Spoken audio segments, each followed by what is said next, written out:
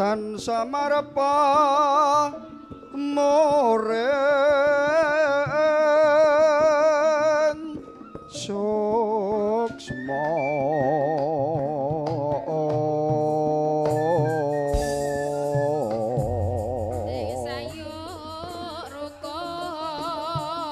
sinuk maya winaya ing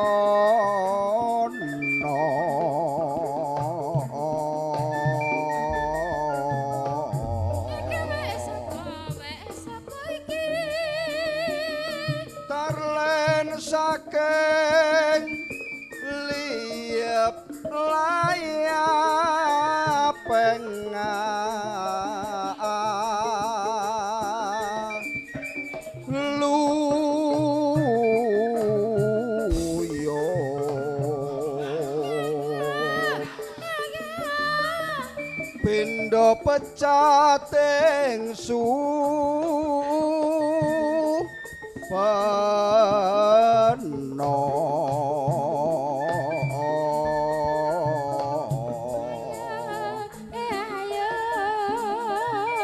sumusuping rasa jati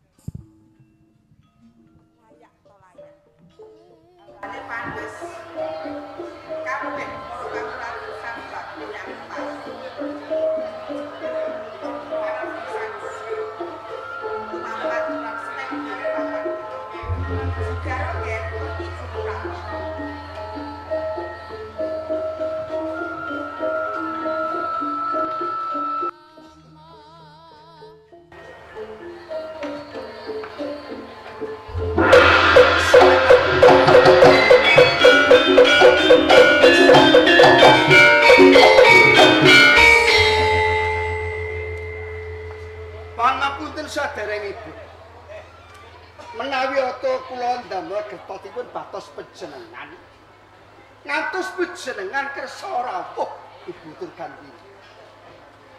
Ger pisan jiwa. Kula kajeng Ibu Durgandini. Nganti karaya-raya puniku tedak ana ing sak pinggiring samudra. Nggih. Ya mung perkarane kowe. Dumadak kang sira mahas ing asamun meminta kanugrahane Jawata mbok menawa sakiwa ana perkara lan ana bab kang sinimpen jroning ati. Panjenenganipun kula sengaja kepengin ngrawakaken dhateng panjenengan. Ing sekawat batos kula menika nggadahi gegayuhan. Menawi kula tingali sedaya senopati ing jagating Senapenangkan menika kathah ingkang nggadahi kasekten. Wontenipun wisang jiwa ngrawakaken dhateng panjenengan kula ngepenginaken nggadahi aji sekti dadi wong jaduk ing alam donya.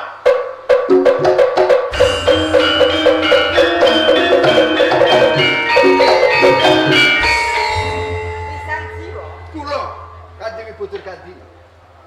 apa ora kleru nggonmu matur ana ngersane pun ibu. Yen to lagi wae keng sira matur. Kepengin duwe ngelmu keng digdaya lilumeh. Pilih bobot, pilih tanding. Jagat jalma menungsa keng jajalu ora bisa ngalahake marang Suramu. Babar pisan mboten wonten. Apa kurang nggonku paring ilmu marang kowe? Tenanipun boten kira. Panjenengan maringi aji jaya kawijayan menapa kemawon tansah kula tampi. Ngemongaken ulang bela raga kula diprigel. Nanging panjenengan ugi pirsa wedal sakmenika sela panangkep nembe kemawon ayon-ayonan peperangan kalian ing tiang-tiang medang. Monggo medang menika wonten ratu ingkang digdaya. Boten wonten sanes nggih menika Prabu Erlangga. Dipun sengkuyung patihipun Narotama. Lho menawi sampunipun perang sela penangkep ngantos kawon. Sinten tiyangipun niku boten wirah. Kae lho murid Durgandini. Lho diwelek ilmu kok kalah karo wong ing medang. Kula ajrih keling semakin asma panjenengan. Dadi kowe isin. Isin. Kowe wedi. Ajrih. Kenging menapa panjenengan kok malah gumujeng? Pisan jiwa, pisan jiwa. Kula Ming perkara krungu sumbare. Pangayoman ing medang wae kok kowe miris. Pisan jiwa. Yen to kabeh ki mau kelakon kowe dadi menungso kang jaduk bleguduk tudeng samaladek. Tongger saged bisa. menawi kula kalaman tanding kaliyan Prabu Erlangga, ing mangenipun kula boten saged kawon menapa saged kalambah. Aja meneh mung lamaing jalma menungso lumrah. Bebasan dewa tumurun ana ngarep Prabu. Ora ana apa-apane musuh sliramu. Saestu Tenan. Kadang Ibu Durgandini. Iya. Menawi utawa panjenengan kersa maringi dhateng kula, nggih. Ing manginipun kula sagah nglampahi sarana menapa kemawon senadyan to ing mangkenipun nyawanipun wisang jiwa damel totalipun. Durung aku ngucap wis tanggap ing sasih. Nggih. Jer Basuki kudu mawa beya. Leres. Basukine kowe bisa ngalahake. Bisa numpes tapis tanpa tilas ing praja medang. Sak ratune, sak patihe, sak kawulane. Nggih lajeng Nanging kuwi ana pitukane lan ana syarat-saranane. pasrantrep. Pasrantrep. Sedaya menapa kemawon wonten pitukonipun. Pramila monggo panjenengan bloko dhateng kula. Pitukonipun menapa? Mas Pites Rajabrana menapa inten sasahanipun? Menapa tunggaling menungsa kula saged madosaken? Lisan jiwa. Pun ibu kuwi wis dawek. Pun ibu kuwi wis katek. Yen perkara bondo donya kae aku rapati butuh. Menapa tunggaling menungsa kula pendhetaken kawula ing andhahan kula? Ora. Yen perkara jalma menungsa wae aku ora utusan karo kowe. Lajeng Aku dhewe bisa ngayahi. lajeng sarananipun menapa? Saranane ora angel. Menapa? Lajeng sarananipun menapa panjenengan bloko dhateng wisang jiwa? Saranane gampang. Menapa? Paton. Ya ta? Nggih. Kowe dadi wong jaduk leguduk. Paton kowe bisa lan gelem ngeloni pon ibu yen.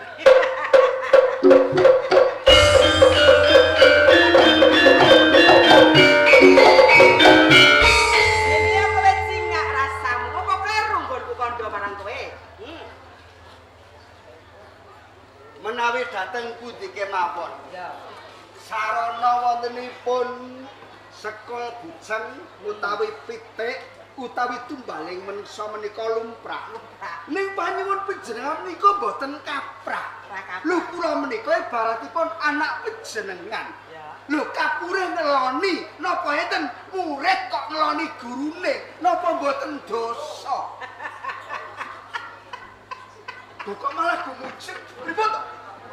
Tak kandhani wis. Pripun? ing donya kuwi kudune sing sejodohan kuwi lanang karo lanang, apa wadon karo wadon, apa lanang karo wong wadon. Nggih wong lanang kali wong wadon lumrahe. Lumrah. Nggih. Kowe apa? Kula lanang, Aku wadon. Lah iya. Yen wis wadon karo wong lanang wis gathuk, wis gathuke. Lah ngopo kowe kok dadak gelo? Nanging menawi lanang kali wadon menika lek wonten pilah-pilahanipun. Nggih. Kula menika ibaratipun kali panjenengan murid, murid ibaratipun menika anak kali simbok, Ya. anak kali bapak mungguh guru menika kakung. Nah. Ning panjenengan menika wujudipun pawestri, Ya. ibaratipun anak kali ibu. Lho, yen anak ngeloni mboke napa mboten dosa? Dosa. Nggih. Lah kok jaman saiki kowe mikir dosa. Dosa ki apa? Tak kandhani. Cak. Lajeng Yen to seneng karo bojone liyan, nggih. ya ta? Njur konangan sing lanang kuwi nganti derdah nganti padu dadi paten pinateh. Kuwi jenenge dosa. Mergo krebut marang kekasih wong liya. Nggih. Konangan nganti mati kuwi jenenge dosa. Menawi sing boten dosa, Sing ora dosa angger kowe gelem nglakoni ngelonipun ibu, ya ta? Nggih. Kuwi tak kandhani ya, Ger. Biyup ruasane nak tenan tak kandhani. iki ibuku kira-kira ki sekarat ora. Duwe guru kok ngene iki kok piye? Lah aku ki murid kok ngeloni. Ino. Wah, iki boten genah iki. Lho ngapunten. Piye? Menapa ing mangkenipun wonten kitabipun? Menapa wonten kitabipun? Al-Qur'an. Nggih, kitabipun wonten Al-Qur'an. Al-Qur'an. Kitabe Al-Qur'an. Ah, Lho. ngono lho, Ger. Tak kandhani. Wis to, kowe aja mikir dosa, yen padha penake iku munggah swarga. Dadi yen enek anak ngeloni mboke munggah swarga. Munggah swarga. Nggih, swargane wong bento nggih. Kok swargane wong bento? Lho menawi jenengan ngendika wonten kitabipun Al-Qur'an. Dan ngaten kula ngertos sing ngripta Al-Qur'an kula nggih ngertos. Sapa? Al-Bajingan. Kene kowe wis ngerti. Lho, kari ngene. Kowe bebasan wong tuku mas. Nggih. Yen kowe seneng ya mbok tuku, ora seneng ya ora mbok tuku. Kari kowe, yen kowe ora gelem nglakoni kowe ngelonipun ibu, ya kono kowe bali ya wong padha ora kelangan wae kok. Aku ora kelangan, kowe ya ora kelangan. Menawi kula boten purun kula katra wangsul. Ya, Menawi kula purun kudu ngeloni. ngeloni. Yen gelem ora gelem ya kowe bali wae. Ngopo kaya kowe ora ngeloni aku? Ya tak Gelem, ngopo? gelem. Dek sampean sing ngeloni ayi. Gelem ae. Lah kaya ora butuh ilmu kok ngopo? Lah niku muni keloni tok ae. Lho kali gelem apa ora? Hah? Gelem apa ora? Tak pakene omku pripun? Sapa? Om Pras niku pripun? Di. Niku wonge. Di wong Lha niku lho. Ini Mas. Mas keloni kowe pas. Cara. Niku. Ah, niku sedulure bos kula. Sedulure bos kula nggih niku. Lah iya, yen kowe ora gelem wong padha wutuwe. Aku ya ora kelangan tenaga, kowe ya ora kelangan tenaga. Wong padha wutuwe ya wis ke bali yen ora gelem kowe dadi wong jaduk. Mas Pras. Nggih, kula sadui.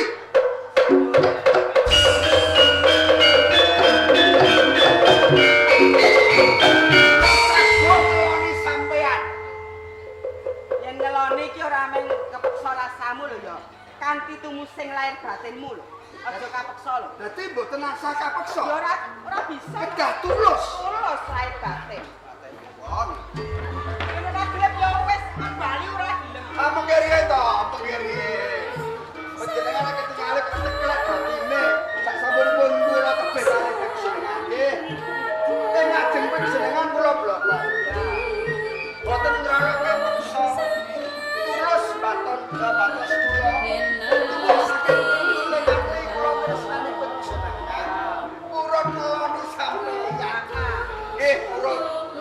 Nggih. Ini bisa yen kok wis kelakon kowe gak tresnah marang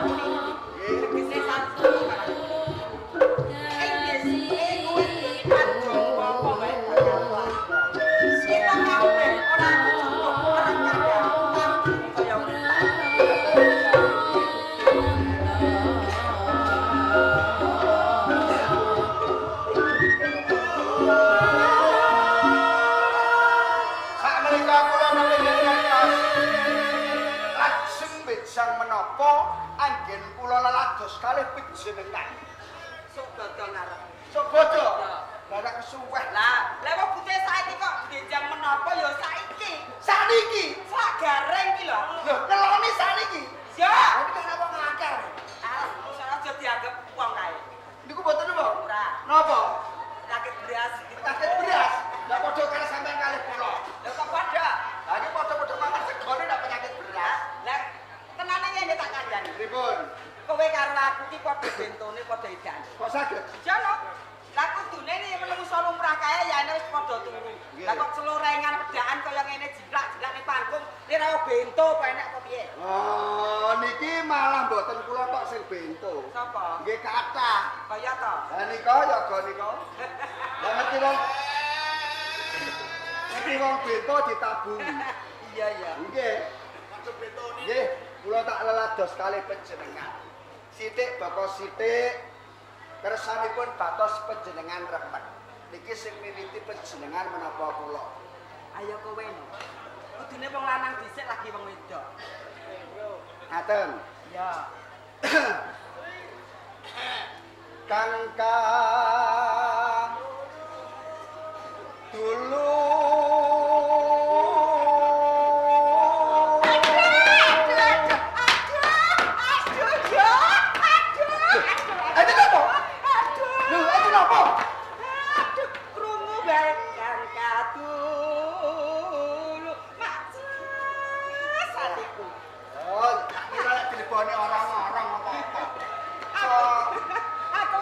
karo suara. lho iki pinter biyen sampeyan sing ngajari ya.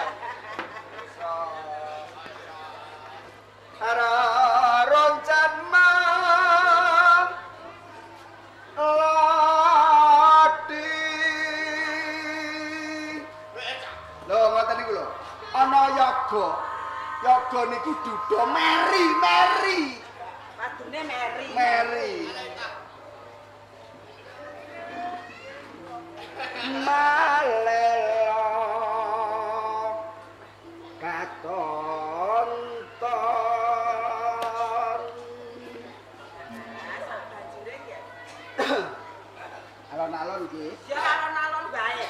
Kowe ngageni wong tuwa iku kudu alon-alon. Nggih. Aja padake wong enom. Lek kesusu niku mboten pinuk. Ora penu. Alun-alun jarene Mas Pras kok ngoten niku. Ora iso ngematke ngono iku. Rina wengi among dadi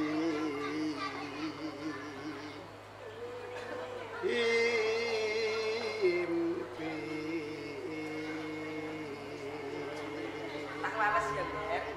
Cobi pawangsulan panjenengan kula mirengaken.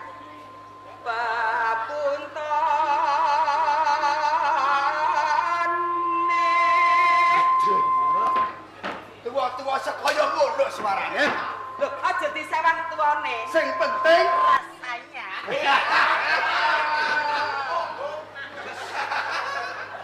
Fantastico.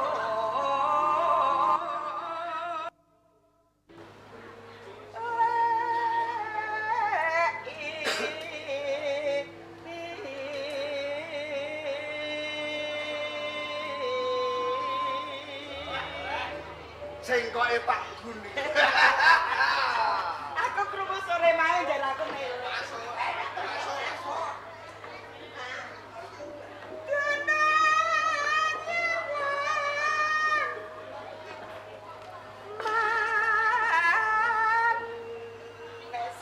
Aduh dibeleki. Niki ponakan kula sampean bleki. Aduh. Layak kok ganjel. Apa batin iku? Pelinggo ora ditata. Engkang mawe uyo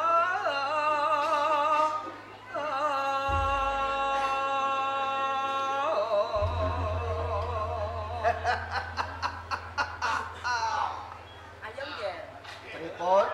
ayo meneh ngono aku isih kurang kok Jenengan kurang. kurang to ya Nggih, sampean deleng. Mas Pras esem guyune muga-muga melone panen akeh. amin yen panen melon nanggap ketoprak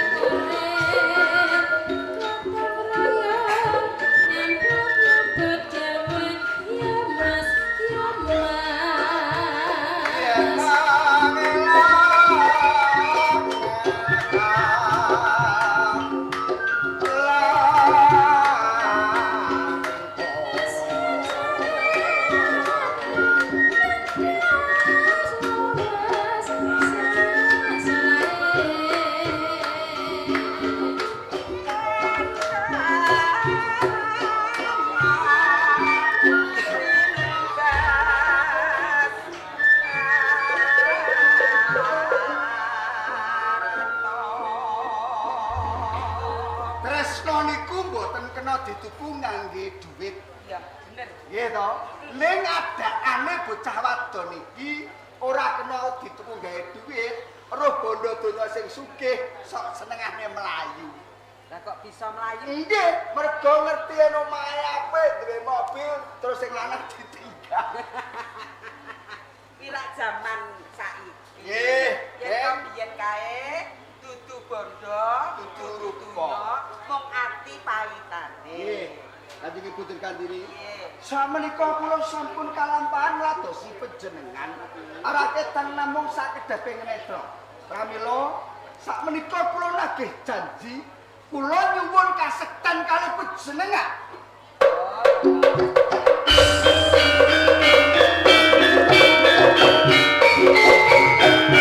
Iku ora bakal selak suminggah.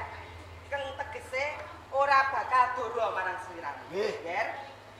Wis to kelakon saiki sliramu ngajeni marang pun ibu rumangsa marem, rumangsa bahagia uripku ing alam padang. Menika leres. Lha, Nggih. ndak wujudake lan aku bakal peparing marang kowe ora wujud pedang, ora wujud tumbak, ora wujud keris, nanging ming sepele, nanging kuwi gedhe paedan. Lajeng wujudipun menapa pamrih kula saged tiyang jaduk ing alam donya. Kowe bakal bisa dadi wong jaduk yen to kowe wis ngagem ali-ali kerang abang. Menika Ya, ngeten iki sekti. lah kok kowe ora percaya. Lah niki teng pasar duku sekti kathah ngeten iki. Lho. Ayo beda. Padha rupane nanging beda katiyasane. Ngaten. Iya. Nggih. Gandhengipun jenengan sampun waningi wontenipun sesupe kerangpang. Kula kepengin ngertos katyasanipun nggih menika kerangpang. Yen kowe ora percaya atimu, ya ta kowe selak seminggah rasamu, buktekno kaya ana puntuk keng sak ngono dhuwure kae. Nggih. Amakno nggih. Saestu. Ya.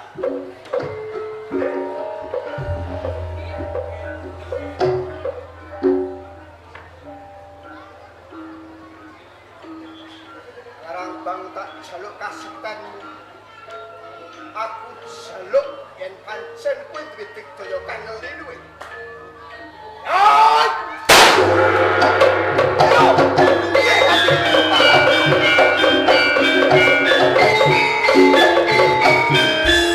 Wujudipun wit ajur sak palang-palang. Ajur mumur dadi awu. Menika leres. Yen ngaten sesuke kerangpang menika kasetyanipun linuwe. Kula mboten badhe miris ngadepi wontenipun Prabu Erlangga. Ing sekawit pun ibu wis paring dawuh. Nggih. Aja meneh lama ing jalma menungsa. Bukti nyatane kae ajur kaya ngono kae. Menika leres. Nanging Menapa? pisang jiwa. Sadurunge kowe njangkahke sikil. Ya ta? Nggih, Kowe bali ana ing sela penangkap. sela penangkap. Pun ibu mitungkas marang kowe. Lajeng mitukasipun menapa? Ngene ya. Kowe kelakon dadi wong jaduk, luwih wong jaduk. Ngaten. Ana syarat-saranane. Lajeng syarat-syaranipun menapa? Kowe wiwit dina iki nganti 40 dina suwene Nggih. aja nganti kowe caket wong wadon luwih-luwih ngakahi marang wong wadon. Mboten pikantuk caket wong wadon. Senajan niku bojo kula piyambak Senadyan bojomu dhewe. sekawan dosa dinten. 40 dina suwene. Kuat apa ora ya? 40 dina ora oleh cedak wong wadon. Ora entuk. Aja meneh kok kowe durung kenal wong wadon ki bojomu dhewe wae ora tak keparengane. Bojo kula mboten itu. Ora. Yen nganti kowe mblenjani janji, Nggih. bakal apes jayamu.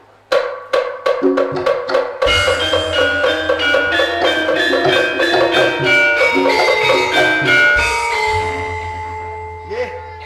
Menawi Kanjeng Ibu Dirgantini sampun ngendika ingkang kados sepekatan. Sarananipun kula dados sekti yang jaduk kanthi lantaran wontenipun kerangpang boten pareng caket wong wadon sekawan dosa dinten raminipun. Nggih, panjenengan pinangka dados seksi. Kula sagahi.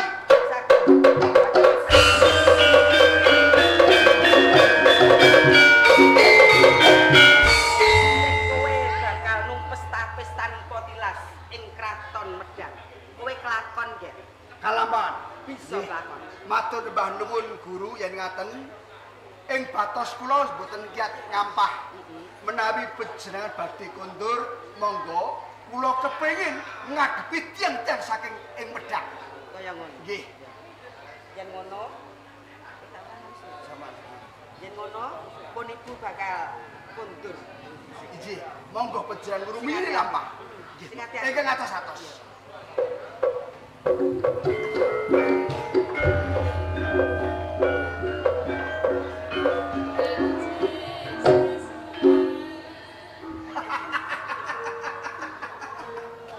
Wujute kerang bang. Yen kaya mangkono. Aku bisa numpes tapis tanpa tilas wong-wong saka ing Medang. Yen ngono, aku bakal goleki wong-wong saka ing Medang. Erlangga, kilo wisang jiwa musuhmu. Wisang jiwa. Wisang jiwa.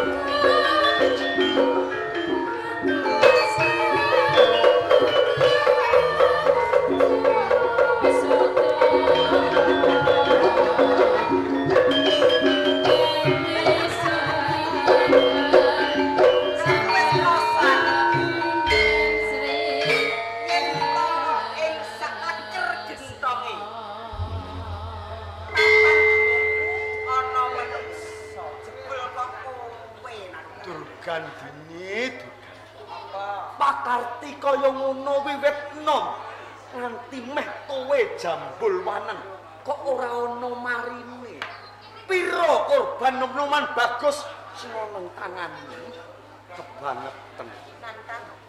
ya Yen to kowe gumun marang pakartiku, apa to sebabe nganti aku seneng bocah lanang bocah kanoman. Yen to wis tak wenehi rasa enak lan kepenak, dhewekne bakal sepi Pak Ambo. Yo yen to aku mau seneng karo wong lanang, seneng karo nom-noman. Kowe rugi apa? Ora ana rugine kanggo Narotama ning bejo rikala semono aku ninggalke karo kowe Tugan. Mulai kene akeh nom-noman sing mbok kowe kasedan yen to nganti perangane kanoman kewani panguwasana ing Medang kauripan ora liya-liya kowe sing tak tutup.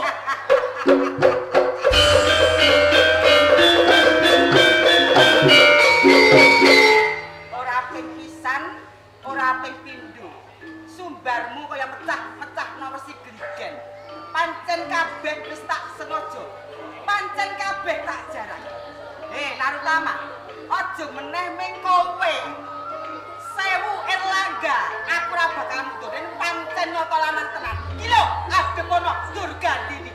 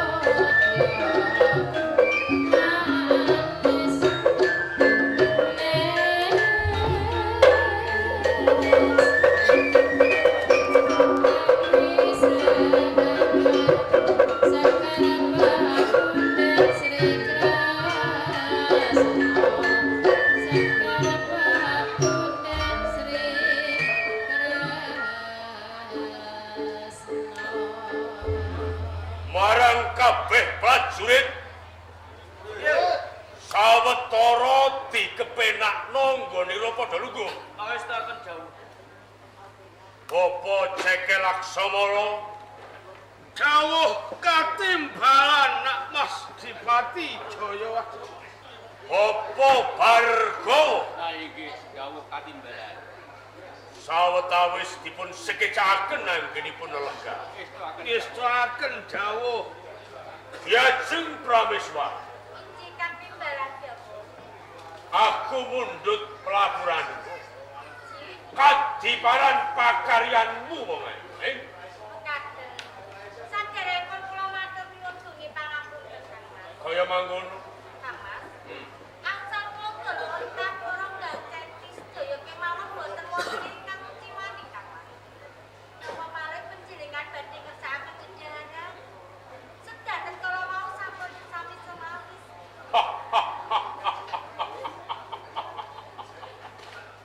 Rumangsa bombong mongkok jroning tias kang sira kuwi garwaku ibu-ibuning para kawula ing Kabupaten Sela Panangkep tindak sapecak tembung saklimah kuwi minangka tulon mula sawetara dikepenakno nggonira lungguh ya. Senika dawuh. Wangsul dateng panjenengan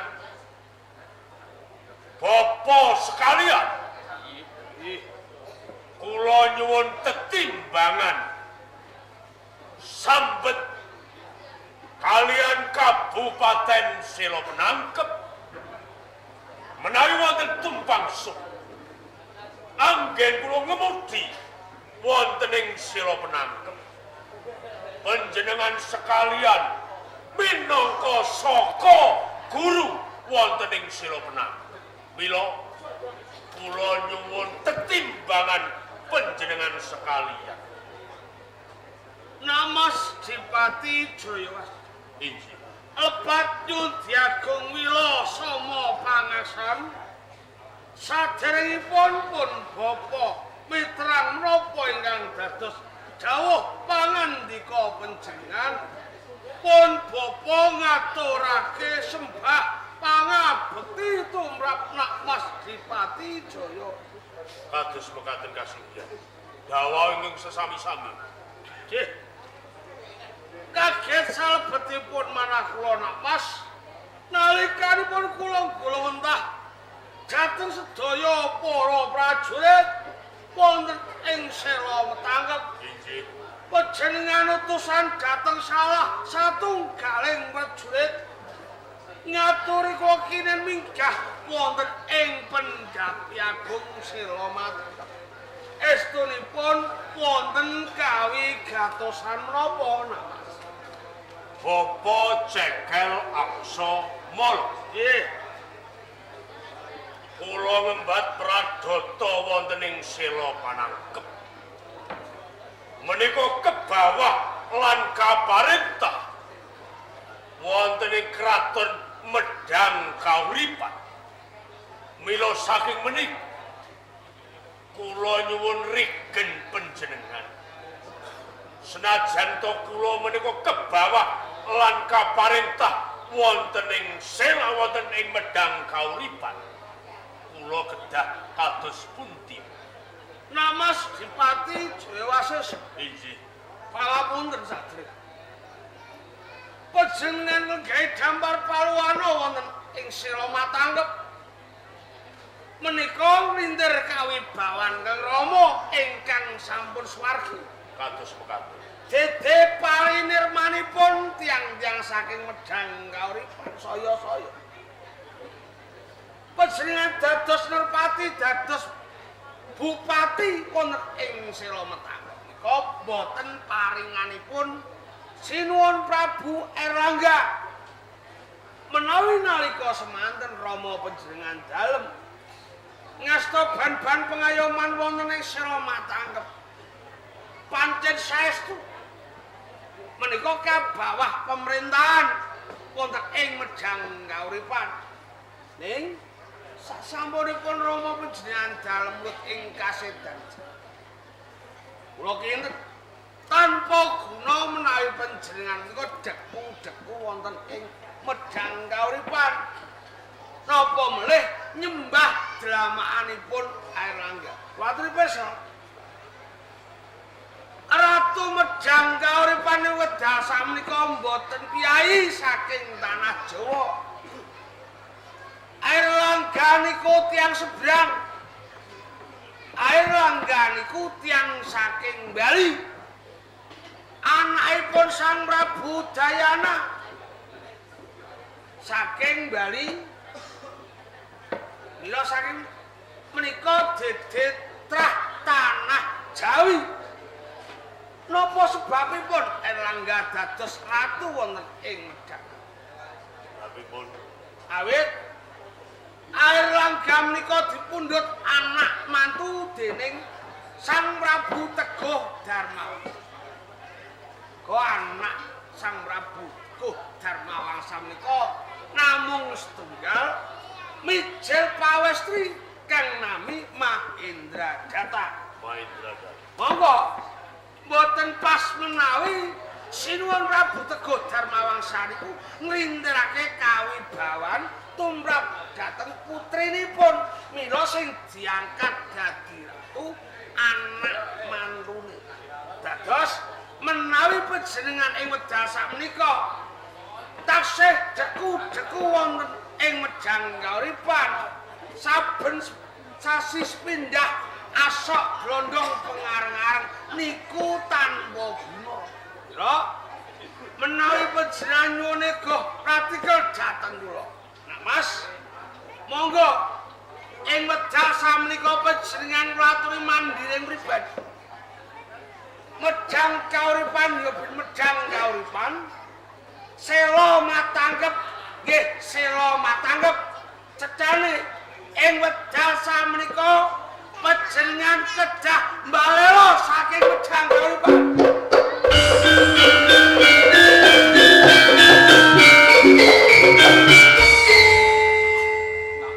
Bapak Bargo, menawi saking pengemanggih panjenengan dos panjenengan jumeneng bupati wonten ing Sela Matangkep menika kirang menapa mungkinipun menika kebudah dalem Sang Prabu Airlangga senajan to Sang Prabu Airlangga menika dede trah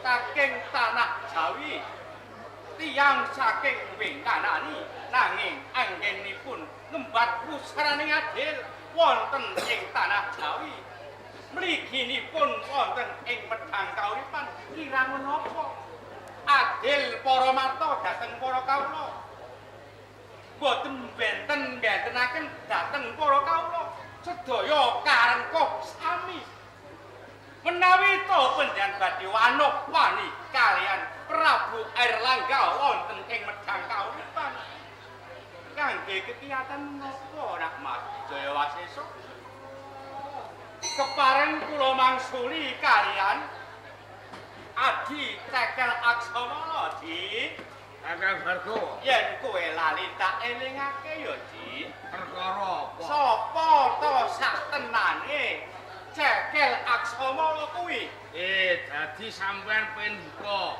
iya to aku ora narimakake dene Sang Prabu Airlangga kok Undamana dudu wong tanah Jawa nanging wong Wingkanani. Ajeng uga ajeng Aksana. Nalika suwana kowe dudu wong tanah Jawa. Kowe kuwi wong Bali Badung, andane Bupati Jejamanggala. Adipati Jejamanggala kok obong-obongi. Supaya wanupani kelawan Prabu Udayana ana ing Bali Badung. Lakon geger Bali Badung. Nganti katumpes tapis Jejamanggala njur kowe keplayu kedarang-darang ana ing tanah Jawa ketemu lan nak Mas Bupati Jayawasesa. Kakang Bargo. Kena sampean ngucik-ngucik Ngundamana sapa Cekel Aksana. Ning sampean kudu ngerti. Najan to aku tilas abdine Sinun Prabu Jejamanggala. Ning ana sira matanggep cekel Aksamara. Nyengkuyung jejeg ajiling Kabupaten Sramatangkep. Kalbu nak mesti Pati Jaya Wasesa. Aja mbok padha-padhake. Yen wektu dina iki Erlangga mrentah ana medhang kauripan nak Mas Prabu Jaya Wasesa dadi adipati ning Adipati Andang. Ngono. Sepira to kepenak? Ya, ngono ya. Wong direke dikapak-kapake itu isih kepenak yen ngereke mongko nak Mas Prabu Jaya Wasesa kuwi direke wong sing direke kuwi kudu ajek pendak sesasi pisan sowan Ngabyantara asok glondong pengarengar mongko ulu pametune ana ing Sila Matangkep kuwi ora sateruse ana yen ora bisa asok glondong pengarengar nak Mas Prabu Jaya Wasesa utusan marang para senopati jaluk kas karyaning negara sepisan ping pindho uga njaluk marang kawulane.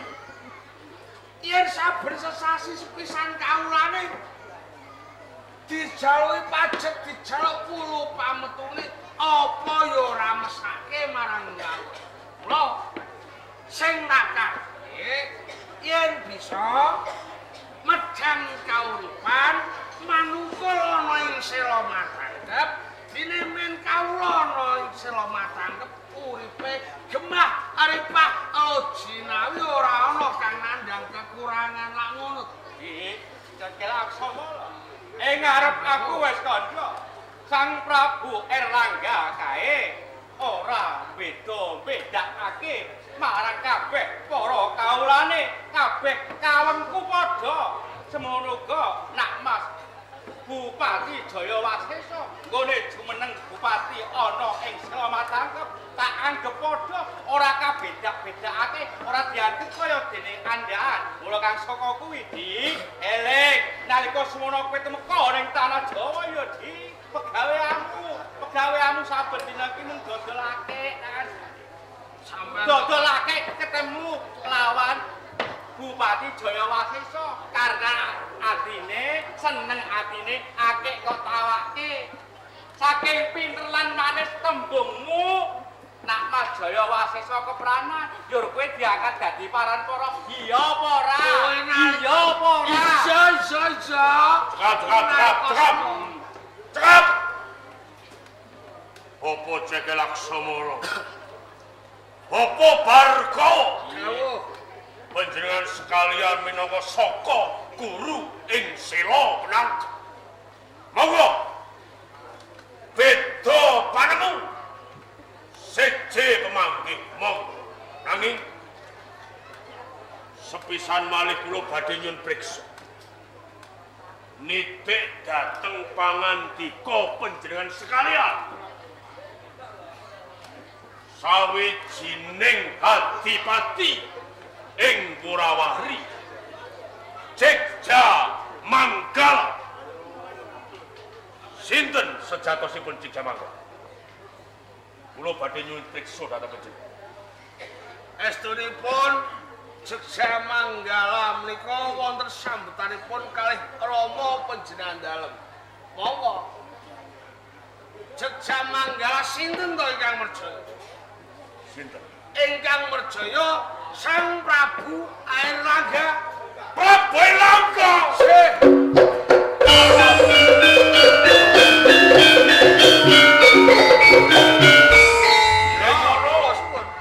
Sinaosa panjenengan wayah kedahipun panjenengan saged ngudi tuwuh awit menapa panjenengan dipun lairake kakung najan to wayah kudu iso ngluhurake asmane eyange sing wis murut ing kasedanyan. Lamun ana lupute ana wirange yen bisa ditutup-tutupi. Lho sampean iki anak iso dituwuh sedanipun yang panjenengan lho. Mengke panjenengan dikeploki dicecengis dening kawula panjenengan. Apa Aksamala? Dawuh. Bapak Bargo. Sakmenika kula sampun pon. Menawi leluhur kula sedanipun ingkang kerenah menika Prabu Erlangga pangarsa ing Medang Kauripan. Inggih menika senajan to panjenengan menika saka guru wonten ing Sela Penangkep. Ing mriki panjenenganku pangarsa ana ing Sela Penangkep. Hanimbang amutusan aku Hanimbang wis ngerti larianing sejarah leluhurku dikenah dening Prabu Erlangga. Amutusan waktu dina iki Sela Penangkep wal saka ing Medang Kauripan.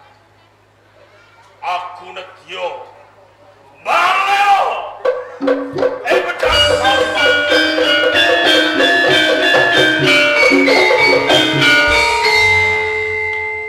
Oh Bargo, Nak Mas Jaya Wasesa sepisan malih menawi kersa kula emutaken dipun jabel anggenipun badhe wanoh pani kaliyan Sang Prabu Erlangga. Mesakaken dening para kawula ing mangkenipun menawi to dumadi peperangan ing antawasipun Medang Kauripan lan Sela Penangkep. Nak Mas. menapa? Sedanten kala wau leres ingkang dipun ngendikaken kaliyan Resi Bathara. Pun nggih sampun. Kula aturi riripun penggalipun panjenengan. Cukup yen aku mukti wibawa ora mung kanggo aku. Kawula keluarga uga ngrasakake. Mula saka kuwi kabeh dadi paksesen. Yen panjenenganku wani lan Medang Kauripan sengguyu wenah nanging sapa wae kang mapaning pendopo Sela Penangkep sing ora sarujuk marang lekasku kena ninggalke Kabupaten Sela Penangkep.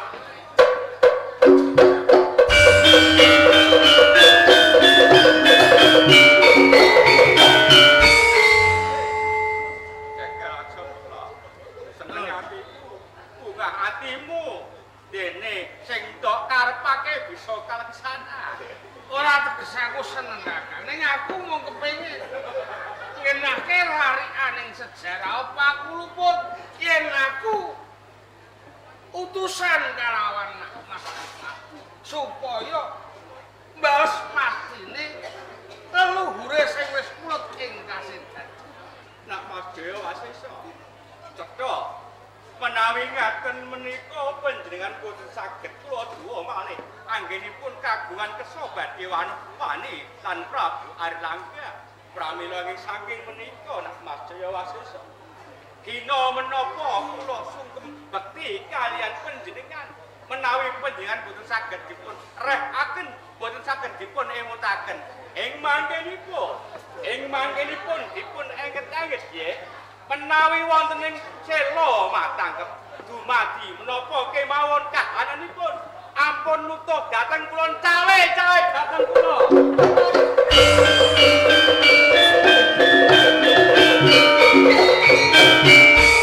Mas Dipati Jaya Wasesa Apa cekel Laksamana? perkawis Resi Bargawa minangka saka guru wonten ing Sela Matangkep ingkang wedal sakmenika pun nilaraken Sela Matangkep pun mboten napa-napa ilang Bargawa tesih wonten Sing hati-hati. Loh, panen kopi, Mek. Panen kopi. Sing kopi. Maju, Mek.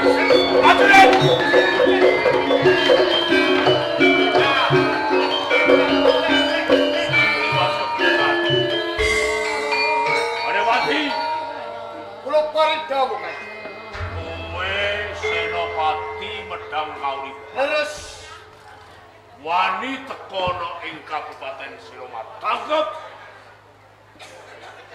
satrio tenan sora nyawa nggih Kanjeng ampun keladu ati kelentu ing panampi ya gini kaya ngono ngantos kula dumugi wonten pendapi Kadipaten Silopenangkep boten ateges kula menika badhe dados dong sumurepe banyu menika boten gini ora kula menika badhe sapekutun kaliyan tiang-tiang wonten ing Selo Penangkep Pak Mas Bupati nuwun sewu. Panjenengan Rega Pusaka ing ujug Bagje merjaya dhateng Senopati Waneng. leres Nuwun sewu. Mboten ateges kula nyahak dhateng kekajengan panjenengan. Senopati Wanengpati niku agul-agule wonten ing Medang Kauri. leres Menawi panjenengan merjaya dhateng Senopati Wanengpati cupet cabar gegayuhan panjenengan. Napa Awit estu? menapa? Senopati Wanengpati menika ngertos keringkianipun wonten ing Medang Kauri. Sakleker gendhonge Medang Kauri. Piyambakipun ngertos pira panjenengan ampun kebrawa darganing ngansor ndhawaken widara dhateng Senopati Wanengpati. Monggo dipun mirengaken kula rumiyin menapa ingkang dados aturipun Senopati Wanengpati. kena tau gemi kenging menapa boten diluari Yo, sampai tunggu. Wanengpat kula paring dawuh yen tetelo kowe kepengin sapekuton ana ing Kabupaten Silopenangkep sumbuh lan pangandikane Bapa Cekel Aksamala apa kowe wis ngerti keringkiane Praja Medang Kauripan Hadirat kenging menapa kula boten ngertos kula menika jejeripun Senopati wonten Medang Kauripan tartam kula ngertos karinggian wonten ing Medang Kauripan kowe ngerti Nggih. tak jaga boten nggih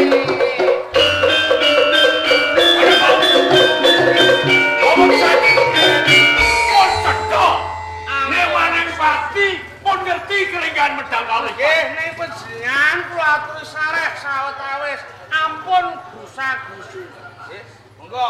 Ajeng Mangku dangetaken melih menapa menapa enggak kursi gading gampar maisudan boten ateges kula menika ngiyah dumateng ngersa dalem menika boten Tapi yo gini punya marang atas. kula namung emutaken Medang Kauripan menika negari ingkang ageng Kauripan menika kula ibarakaken saksaka boten sisah ngagak lawanipun bebasan ngobetaken pedhetipun sampun horeg Medang Kauripan Kaya mangkul. ingkang kula kersakaken bilih Medang Kauripan niku anggadhahi karingkian jalaran Medang Kauripan menika anggadhahi butuhan ingkang nami Kyai Brajalawa Arca Wisnu Kencana Brajalawa Arca Wisnu Kencana.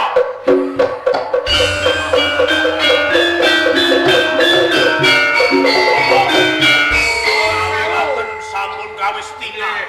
Mas, Keringkianipun Medang Kauripan. kula ngertos bingah penggalih panjenengan awit panjenengan sampun mangertosi keringkian wonten ing Medang Kauripan.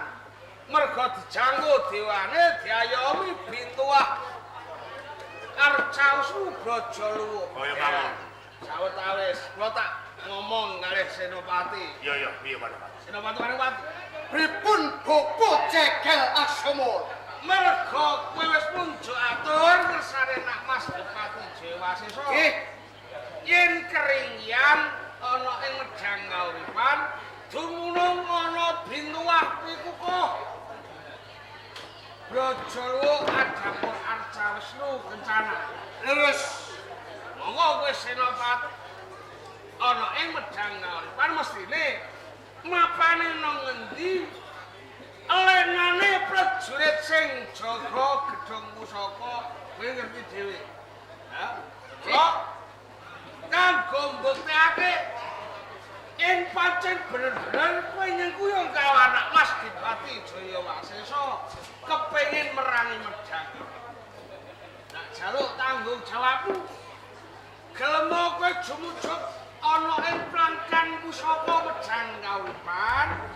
Ndusta wujude Kyai Brajala Adapur Arca Wisnu Kencana yen wis entuk aturne nak Mas Prabu dipun Jayawasa. Gopo Resi Cekil Semua. Ngantos kula dumugi wonten pendhapi Kadipaten Silopenaka. Sepisan kula kepisah pekutut kepengring Kyai Braja Medang Kauripan. Iya. Jaran napa? Kula menika kepengin dados pengayuman wonten ing Medang Kauripan. Ngantos kula nyuwun sabiyantu dhateng panjenengan. Upami kalampah kula dados pengayuman wonten Kraton Medang Kauripan. Bumi sasi Gasemoko kagem panjenengan. Kanggo aku.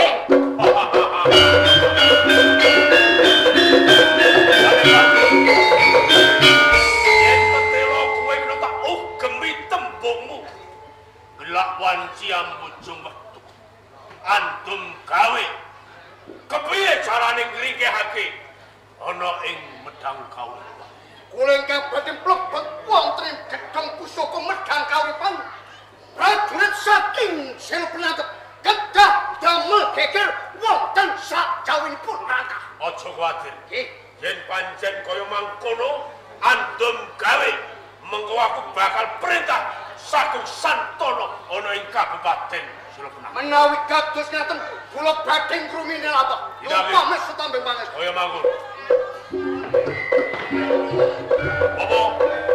Mas Dewanku. Kula namung nyuwun riken lan pangestu. Ngaten nggih nak Mas. Wojek. Percaya nggih monggo ning nyampun dilebokke jroning ati merga napa watak-wateke Senopati Wanengpati niku wong sing gelak laku nggih mangsa kepengin mukti ning ora gelem rekoso. Mula sapekuton kalih panjenengan kula gadhe keyakinan menawi mangkinipun kelampahan penjangkanipun Senopati Wanengpati tentamtu panjenengan badhe pun singkir. Lha saking menika keparenga kula mandhap saking pendhapi agung Kadipaten tanggep kula tak ngawat-ngawati Senopati Wanengpati. Manggaken. Keparenga nyuwun ngambil dhateng prajurit wonten. Prajurit. Dereke Bapak Cekal Soma. Alun-alun. Dawe.